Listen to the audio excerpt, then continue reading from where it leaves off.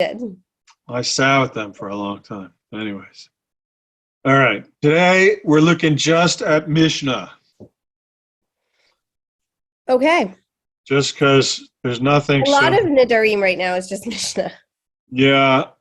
Well, I'm trying to frame the Mishnah to sort of say, here's where the Gemara comes. Like, here's why the Gemara, here are the seams in the Mishnah that leads to all the Gemara. Because the Gemara itself, that's my question. Like, I'm not so interested in the Gemara, but what was interesting to me as I looked at this week was, what is it about this Mishnah that leads the Gemara to go where it goes? Mm-hmm. So We'll see. You'll tell me at the end if it's okay. All right. Sounds good. Let's do it then. Awesome. Let's do it. Good morning, everybody. Good morning. Boker Tov. Boker or all right.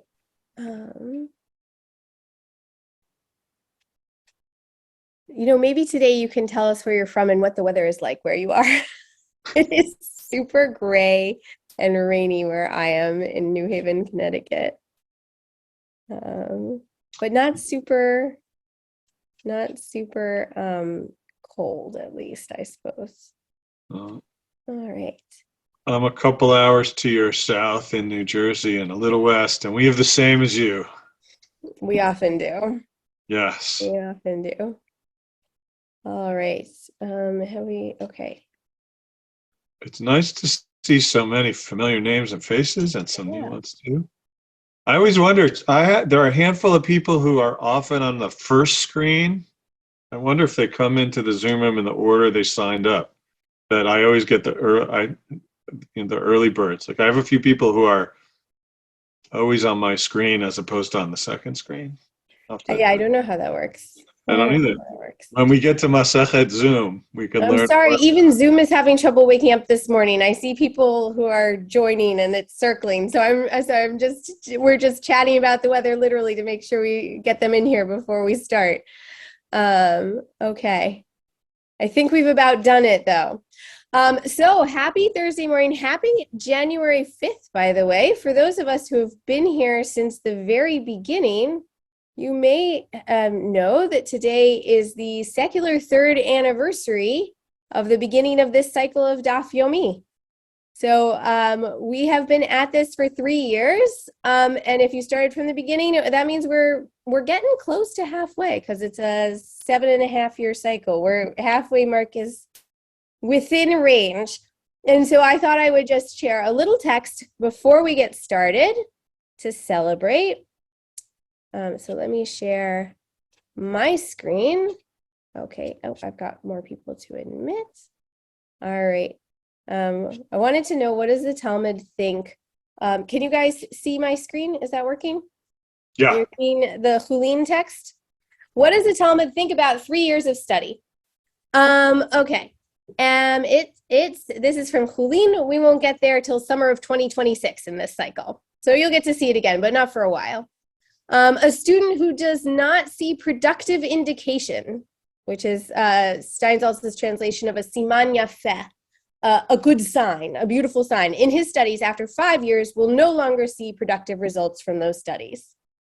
And Rabbi Yossi says it's 3 years, as it is stated, and here he quotes the beginning of Daniel, and they should be raised 3 years, and he should teach them the books and language of the Chaldeans. In the very first chapter of Daniel, he is brought into the court of the foreign king and given 3 years of instruction and then elevated to be an advisor to the king. So, you could say, based on this text, that if 3 years of this has not done anything for you, you have permission to stop. But I would like to give it the more positive spin and say that these sages are reminding us that the fruit study takes time to bear fruit. It's not immediate. You should be thinking in terms of a multi-year experience, that it's not quick. And my blessing for us is that I hope that for us, these 3 years together, or if you've joined us more recently, maybe it's less, this journey, which is a long one, is one that gives us all a siman yafeh, that all of us have been enriched by it. And I'm so happy to mark this milestone with you. And with that, I'm going to turn the program over to Rabbi Elliot Goldberg. All right. Good morning, everybody. I was thinking about vows and New Year's resolutions, and as I woke up this morning, thinking, wouldn't it be great if there was some nice connection? But while I'm resolved in this year to increase my step count, I did not wake up and say, konam to me. I want, food is konam to me if I don't walk more steps this year than next year. So it turns out New Year's resolutions are commitments, that we make to make improvements, but without the formula, they're not really vows. So that went away fast. This week, we've entered into chapter 10 of Masechet Nidarim. One more to go after this. There are 11 prakim right in Nidarim. Although, as we'll see soon, spoiler alert, there's a way in which Nazir in some ways feels like a continuation of Nidarim. But I thought we'd take a look today at the three opening Mishnayot of Masechet Nidarim, which are the ones that led to the conversations in this week's Gemara, with an eye towards a few things. One is how the rabbis make and use categories to organize their rules and maybe life. And two, how in doing so in the Mishnah almost makes inevitable the conversation that we're seeing in the Gemara. Or another way to think about that is how the Mishnah helps us organize this material, but also in the way in which the Mishnah leaves some gaps, leads to the very questions that we see in the Gemara as well. So I hope that that's a way of introduction about the text we're going to see, and I hope those themes are ones that will resonate with you as we get into the text that I brought today. I just want to review what we know about vows as related to this chapter. And this comes from the biblical material. This chapter is about how fathers and husbands have the ability to stop a vow made by their spouses or daughters. And as I was preparing for today, it was something I was reminded of was that when we looked at the cancellation of vows done by the courts in the earlier chapters, the rabbis gave the courts the power to cancel a vow and make that retroactive to the beginning of a vow. The annulment or the cancellation of vows we're dealing with now are not retroactive. So when a husband or a father hears about a vow that his spouse or daughter has made and puts an end to it, the vow ends at the moment that the husband or father ends it. And so if there was a violation of that vow before it was nullified, there are consequences in terms of sacrifices and other things. So the power of husbands and fathers is not the same as the power of the court. The Torah puts a few stipulations on this. Husbands and fathers can cancel these vows, but they have to do so on the day that they learn about it. So there's a time window. If a husband discovers that his wife has made a vow, it's that day that they have to cancel the vow. And we saw in the Gemara conversation about, right, is it till the end of the day or is it 24 hours? And there's some different opinions about that, but it's not an unlimited power. And once the husband if the husband or the father has waited more than a day after knowing about it, the vow stands, and they can no longer nullify it. So chapter 10 deals with sort of a seam between the case of the father nullifying vows and the case of the husband nullifying vows, and deals with what happens when a woman is engaged and as we know from our study of Masechet Ketubot, during engagement, there are ways in which the woman is part of her father's household, and there are ways in which the woman is part of her husband's household. And while there's this transitional state where the lines of connection aren't the usual thing, and this chapter looks at how do we deal with this moment when both the father and the husband have some relationship with the woman, and then they both potentially could be the people who have some ability to nullify a vow, and that's what we're going to look at in a minute.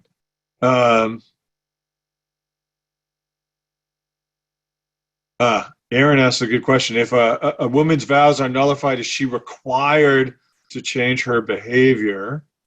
I think, right, if she says,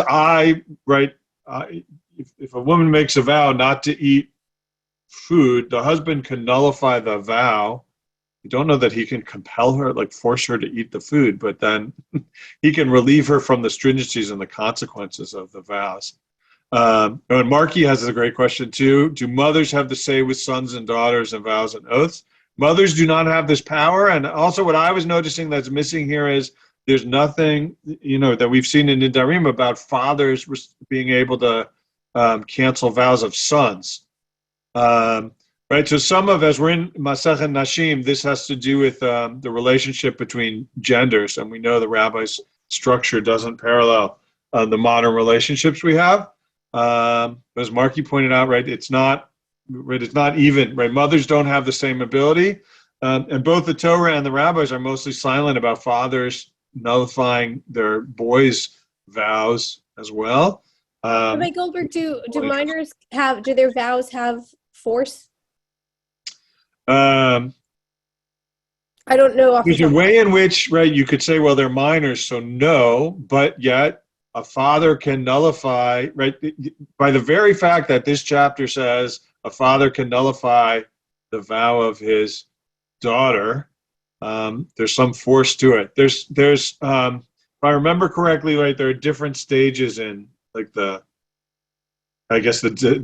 cycle, the developmental cycle that the rabbis see. So there's a difference between like a 2-year-old and a 7-year-old and a 9-year-old. And so, right, it's the young woman who can make a vow that sticks, not a girl. And there are some different opinions that we'll see more of in Masechet Kiddushin, right, in this, about where the rabbis draw the line. So, but theoretically, there's a stage for boys where they're old enough for their words to matter, but still under their father's authority. But yet that doesn't develop here as well. All right, so that's by way of introduction, and now I want to get to the text that relates to that. I'm going to share my screen. So we're dealing with this case of, all right, shared the screen, and now I'm going to start the slideshow. We're dealing with this case. Sorry, I was practicing, so I was on the last slide. Now I'm on the first slide. So this lays out the case that I was talking about. With regards to a betrothed young woman, a woman is engaged, right? She's engaged to be married. She has some connection to her husband to be, but they're not yet fully married, just engaged. Her father and her husband together nullify her vows. Right, so the rabbis they know fathers have the ability to nullify vows, husbands have the ability to nullify vows, and when a woman is in this space being engaged where she's connected to both her father and her husband, both have the ability to nullify her vows. Right, so it's the situation where she is under the jurisdiction for vows of both of these men with whom she has this relationship. But the Mishnah then clarifies and says, if the father nullified her vow and the husband did not nullify it, or if the husband nullified it and the father did not nullify it, then the vow is not nullified. So what this second line of the Mishnah clarifies is that it's not that either the husband or the father could nullify her vows while she's engaged, it's that they both have to. It's additive, right? She's under the jurisdiction of both, and they have to act in concert, and both have to nullify the vow. So if one nullifies it and the other doesn't, the vow still functions. So there has to be some coordination or some parallel independent action. And then, needless to say, says the Mishnah, and the Gemara always loves when the Mishnah says needless to say, because if it's needless to say, why did it say it? But needless to say, says the Mishnah, if it is not nullified, it is not nullified if one of them ratifies it. Meaning, if one of the two men says this vow stands, the other loses their power to nullify the vow. So this sets up the scenario of how to deal with this moment of an engaged woman who has to deal with both her father and her husband. And the conclusion about vows is they both have to step in to nullify a vow for it to be nullified. And this sets up some neat and clean categories for the rabbis, right, in this messy in-between state. When the woman is in the engaged place, both the husband and the father have to nullify the vows, and hopefully, maybe this Mishnah could be it, and clarify the situation, and we'd have no problems. But it's never that simple. That's why there's more Mishnayot in this chapter. What happens, says the Mishnah, if during this engagement period, one of these two men who has to act parallel to or in concert with the other dies? And how does that lay out? Like, here's the what if of the Mishnah. So there are two men who have control over the woman's vows. What if one dies and is no longer there? And it, as the Mishnah says it lays it out, it's different depending on who dies. If the father dies, his authority does not revert to the husband. Meaning, if the father dies while the woman is engaged, the husband does not remain, right, to the fiancé, we would say, but because a divorce is required from engagement, the Mishnah uses the word husband. If the father dies, it does not give the husband full authority to nullify vows during the engagement period. He doesn't have the full power to do that on his own until the marriage happens. So the Mishnah points out, if the father dies, right, the husband can't nullify on his own the vows. It goes that way. But if the husband dies, his authority reverts to the father. Meaning, if the husband dies, then the woman sort of remains in her father's household when she is, and the father, still as father, has full control over his daughter's vows, and he is able to cancel them even though she had been engaged when her fiance dies. So there's an imbalance here, and it has to do with the imbalance of the relationship, which is the young woman is in her father's household. She's entering her husband's household, but not fully there. So if he meets an untimely death, she reverts back to the status of being a daughter in her father's household, and the father has sole control. But if the father dies, it becomes a little more complicated because the husband can't do it on his own. And what's pointed out here that the Mishnah says is, well, this is a way that the father has an enhanced powers compared to the husband. And it points out, as an aside, just if you're worried that the husband isn't have balanced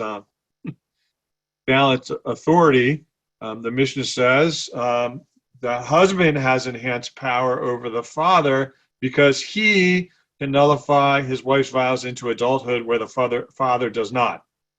And what I find interesting about this is it's a sort of an aside, but it is a mention in the Mishnah of one of the moments where a woman comes into her own agency about her vows, right? So the husband has power, right? Because once the couple is married, the husband can nullify his wife's vow, and the vows and that power lasts for all of time, no matter how old she gets. But this Mishnah points out a woman who reaches adulthood while still in her father's house, in terms of vows, takes on the ability to nullify her own vows. And so we see in this add-on at the end of this Mishnah a moment that the rabbis have carved out. A woman who reaches adulthood while unmarried and still in her father's house achieves, I'm going to make up the word, right? Valular independence. There's probably a better word for that. and can make her own vows, not on the jurisdiction of her father. And we wouldn't know that necessarily without this text that's tacked on into the Mishnah. So having dealt with what happens if one of these two men dies, the Mishnah then proceeds to another case where one of these men leaves the picture and affects potentially the joint ability to nullify the vows, and that moves to the category of divorce. And it's actually this Mishnah that's going to create all kinds of problems that the Gemara has taken up this week and will continue to in some days to come. Here we have a specific case. Before we have rules, general rules, this is a little more of a specific case. If a woman took a vow, or we're still talking, right, if she took a vow as a betrothed woman, so woman is engaged and she makes a vow and then was divorced on the same day, and she was betrothed on the same day to another man, even if this happened 100 times, her father and her last husband nullify her vows. So before we dealt with what happens if the father or the husband goes away because of death, and now we're saying what happens if the husband goes away because of divorce. So if the husband goes away before divorce, based on this Mishnah, it's interesting, it skips over the case where she's not like re-engaged and she goes back to her father's house. The one open question that the Mishnah doesn't deal with is, if a woman is engaged and makes a vow and then becomes divorced and returns to her father's house, is that like the death scenario where her father has sole responsibility? Or is this different from death where if she makes a vow while engaged and there's a divorce, the father on his own can't nullify the vow? The Mishnah is silent about that. Leads to conversations in the Gemara. But what this first paragraph of the Mishnah says, if a new husband comes into the picture, that husband takes on the ability to nullify the vows in place of the one who went away because of the divorce. And this, I'm going to come back to this, but I want to go to the add-on principle at the end here, and because the Mishnah says this is the principle: any woman who is not left into her own jurisdiction for at least a moment, her father and her final husband nullify her vows. And this gives us another hint at where the rabbis create a category of where a woman, right, becomes independent in terms of vows. Before we saw if she reaches adulthood in her father's house.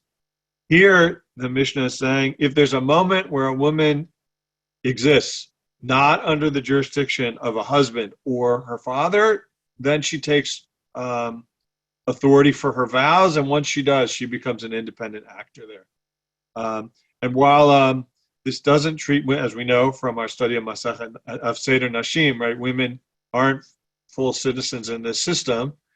We do see in the last Mishnah and this Mishnah places where the rabbis do grant autonomy to women in terms of vows. Not saying that to justify the places where, right, adult women don't have it. But there were ways for women to achieve their independence in terms of vows that we see in these Mishnayot.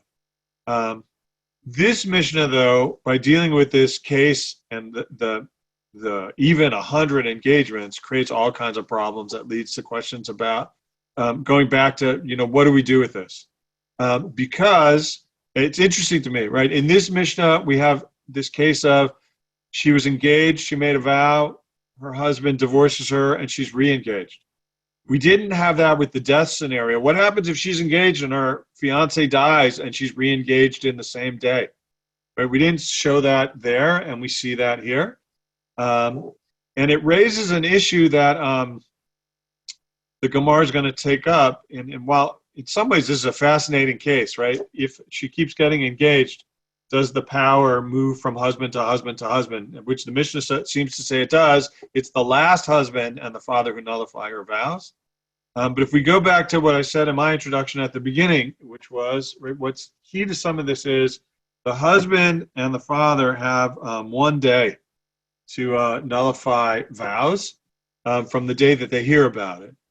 And the complicated piece here is if the first husband heard the vow and didn't nullify it, how is it that the second husband might still be able to nullify the vow? How does that issue pass on, right? There's an issue in this Mishnah that says it all has to happen on the same day, but somehow what it shows here is that later husbands can nullify vows that she made under the jurisdiction of previous husband.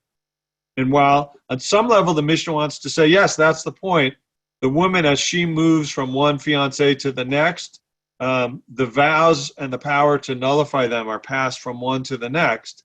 But the Gemara is going to raise all kinds of questions here that this Mishnah doesn't really clarify. Does that mean the first husband heard the vow, or does it mean the first husband didn't hear the vow and the second husband did? Or, how can the last husband hear a vow? And how can the last husband nullify a vow that the first husband heard, but that may be settled already because there's been a divorce and she's come back together? And while on some level these three Mishnayot show progression, right? The husband and the father together share joint responsibility for nullifying vows.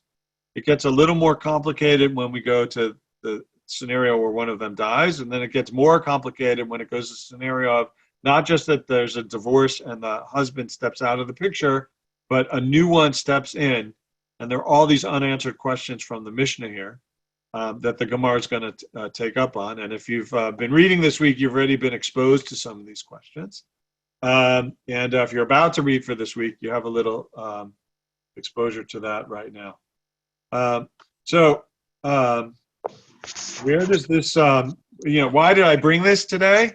I don't know if, I'm finding, there's a repetition to Masechet Nedarim. The conversations in the Gemara aren't so different from one Mishnah to the next, although there are some interesting new things that show up on every page.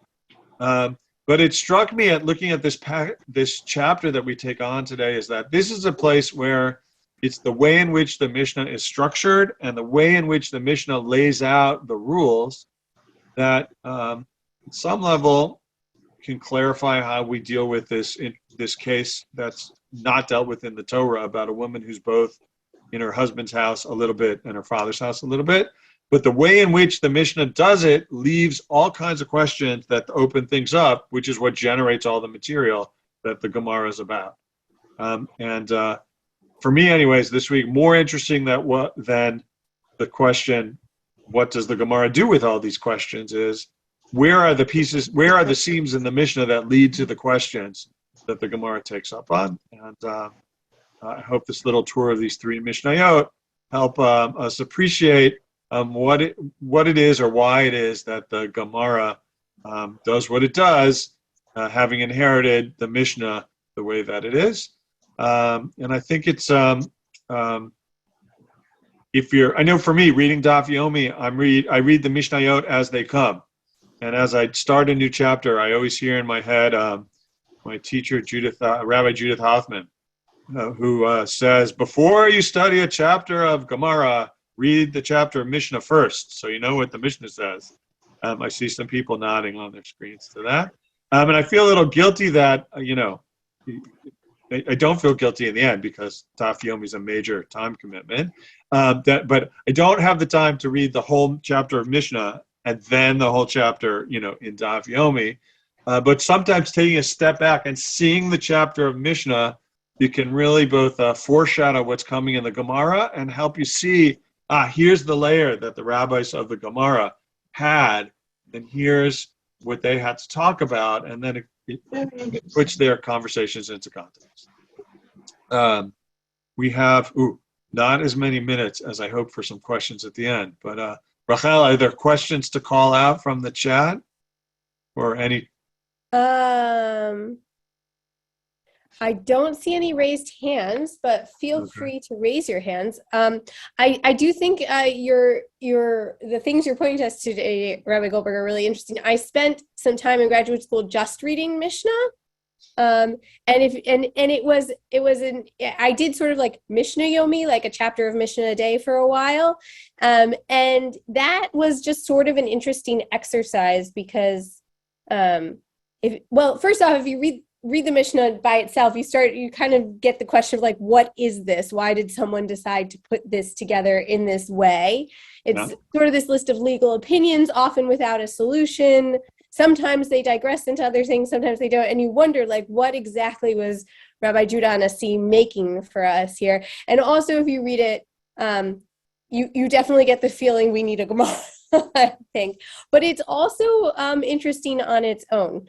Yeah, I always like to look at, and sometimes when I'm doing the writing I do for the Daf Yomi, I think about also this looking at Mishnah commentators who explain the Mishnah based on the Mishnah itself, as opposed to Mishnah commentators who explain the Mishnah based on what the Gemara says. And sometimes you look at the Mishnah and it seems to be telling one story, but then once you read the Gemara, it influences the way you read the Mishnah. And, over time in the halachic and Talmudic discussion, the Mishnah has come to mean what the Talmud says what the Gemara says it means. But there is scholarship, 20th century scholarship that says, let's look at what the Mishnah means on its own, uninfluenced by what the Talmud says it means. And sometimes the Mishnah scholars say, it's great that the Gemara goes in one direction, but the Mishnah is really saying something different here. And the Gemara, for their own reasons, took it in a different direction. But that's not the original intent of the Mishnah. When that happens, it can be fascinating. Yeah. I think we'll do a class for Choni, the story of Choni, around Tu B'Shvat next month. And that's a really interesting one where the Mishnah went one way and the Gemara went the other way. Yeah. The Gemara really inverted the Mishnah in really interesting ways. Yeah. I just wanted to respond to Susan's comment that I remember Steve Sagers too. I knew him as a small child. So you must be in North Carolina. So thank you for that comment. And Rob, thank you for pointing out the Hebrew anniversary of Daf Yomi was in fact a few days ago, but either way, it was this week. So I think I will. I think we will leave it there. Thank you, everybody, for being such a stimulating and interesting and meaningful learning community for me. I learn a lot from all of you, from your comments, from your questions, and of course from all of the teachers that I have the privilege of working with, both the teachers like Rabbi Goldberg. Well, Rabbi Goldberg, you do both. You both do the Zoom and the writing. Some just do Zoom, some just do writing. It's really been a privilege to learn with all of you for the last 3 years, and I look forward to the next 3.5. I think. Yeah. All right. Thank you, everybody. Take care, everybody. We'll see you tomorrow morning in your inbox and here next week. Bye. Nice to see y'all.